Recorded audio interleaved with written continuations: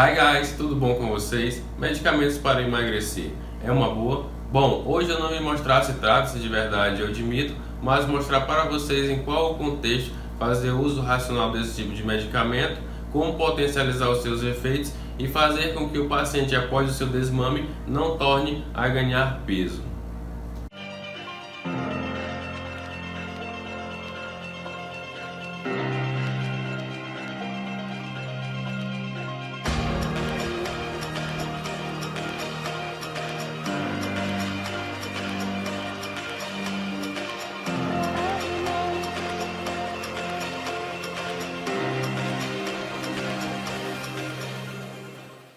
Hoje no mercado nós temos vários tipos de medicamentos para emagrecimento, ou seja, anorexígenos, porém vários deles não foram realmente desenvolvidos para este fim.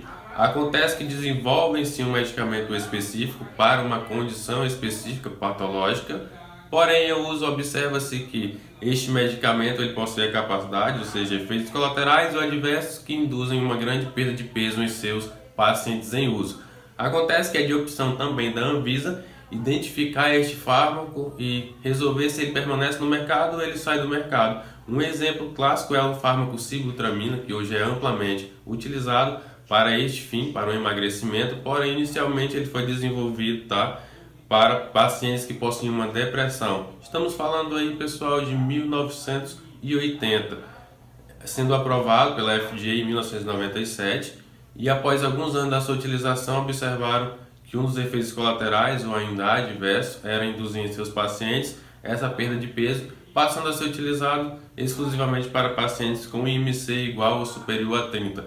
Daí é o primeiro passo para identificarmos o paciente correto para fazer essa utilização. Porém, mais do que isso, pessoal, além desse IMC igual ou superior a 30, fica IMC, Índice de Massa Corporal, precisamos que esse indivíduo tenha essa prescrição desse medicamento apenas coadjuvante. E vamos entender o que significa isso. É pegar um paciente que possui já uma rotina ou incluir na rotina desse paciente uma atividade física, seja ela moderada, leve ou ainda de grande intensidade, dependendo da condição do indivíduo, fazer com que ele tenha um acompanhamento nutricional e psicológico muitas vezes, porque esse conjunto é que vai propiciar esse paciente a ter os melhores benefícios da medicação e não apenas pegar um paciente que esteja sobrepeso com IMC igual a 30 ou superior e aplicar essa medicação porque ele não vai obter um corpo sustentável. Imagina, pessoal, que você tem um paciente que para a sua estatura possui 25 quilos acima do seu peso. Imagina que em 4 meses ele perde 27 quilos. Porém, ele é um paciente que perdeu apenas com o efeito do medicamento, ou seja, o medicamento ele possui uma capacidade de induzir uma certa saciedade no paciente porque ele age em neurotransmissores. Esse é um assunto para outro vídeo, mas genericamente é isso. Imagina que ele era um paciente que não fazia uma caminhada, uma corrida, não adquiriu uma inteligência nutricional, Então ele construiu um corpo não sustentável.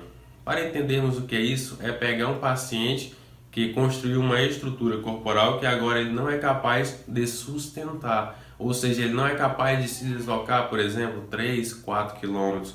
Ele não é capaz de decidir um momento de comer algo diferente no seu cardápio que não está totalmente incluso na sua dieta, porque ele quer fazer isso rotineiramente. Se a gente for fazer uma analogia, pegando, por exemplo, carros, identificamos que o fármaco ele possui a capacidade de modificar a estrutura de um carro. Vamos pegar um carro popular, um Fusca, todo mundo conhece, Então, a partir de 3 meses, imagina que esse medicamento, sibutramina, ele modificou a estrutura de um Fusca para a estrutura de uma Ferrari, porém o motor ainda é de um Fusca. Imagina, pessoal, se você acelerar esse carro tentando atingir 300 por hora em uma estrada, duas coisas óbvias podem acontecer. Ou, muito provavelmente, ele não vai atingir 300 por hora por conta da sua capacidade, ou o motor vai vir a danificar. Se a gente for fazer essa analogia, não vai ser muito diferente de uma pessoa que adquiriu essa grande perda de peso meramente utilizando medicamento. Por isso que eu ressalto a importância de ser uma prescrição apenas coadjuvante, apenas para ajudar o paciente que está em um dia a dia já pré-estabelecido com atividade física e uma inteligência nutricional com o seu nutricionista em particular, tendo um acompanhamento muitas vezes com um psicólogo, que a gente está falando de neurotransmissores. Existe uma capacidade de mexer com coisas além do metabolismo. Por isso eu reforço que o acompanhamento multiprofissional é bastante importante para esses indivíduos. Logo, os estudos, pessoal, que nós temos hoje publicados mostram que esse tipo de medicamento não torna o paciente a ganhar peso após sua descontinuação. Porém, não tentem trazer a realidade das outras pessoas para a sua realidade. Quando a gente observa esse tipo de estudo, são pacientes que possuem esse acompanhamento nutricional, com um farmacêutico, com um médico, com um educador físico, com um psicólogo, e então ele adquire um corpo sustentável, ou seja, a partir do momento que ele larga de usar a medicação, que ele abandona, que ele faz o desmame, ele já tem uma condição cardiovascular responsável pela sustentação dessa perca de peso que ele adquiriu durante a sua terapia.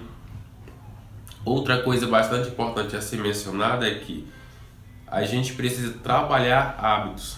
Pessoas que possuem uma certa compulsão, uma dificuldade de mudar de hábito, ela tem um hábito estabelecido, porque mudar de hábito é muito mais difícil do que mudar de crença. Você pode observar que se você chegar em uma pessoa e perguntar o que é mais difícil, mudar de hábito ou de crença, com certeza ele vai responder que é mudar de hábito, mas você pergunta para ele novamente, é mais fácil você decidir começar uma dieta hoje ou crer que a partir da semana que vem você vai conseguir se enquadrar em uma modalidade física e começar uma dieta? Ele fala, eu creio que próxima semana eu vou começar, tá? Existem artigos publicados sobre isso e outros autores que comentam sobre isso, que afirmam sobre isso e que assertivamente estão corretos, pessoal. A gente deve assumir as nossas condições e trazer para nós as responsabilidades. Ou seja, se você possui algum gatilho que te leva a agir para ganhar uma certa recompensa, você tem que identificar quais são esses hábitos, ok? Para você poder modificar, fazer pequenos ajustes. Nós estamos falando de neurotransmissores. Nós temos uma engrenagem envolvendo dopamina, que é um neurotransmissor responsável por isso, te incentivar a tomar certas decisões que nem sempre são benéficas, que vai te induzir a ter uma recompensa. Recompensa essa que te faz se sentir bem. Imagina que você é uma pessoa que passa horas no computador, você fica cansado com essa prática, então você fica com uma certa preguiça de fazer uma refeição saudável, de prepará-la. Então você pega o seu celular, liga para um fast food, pede um fast food.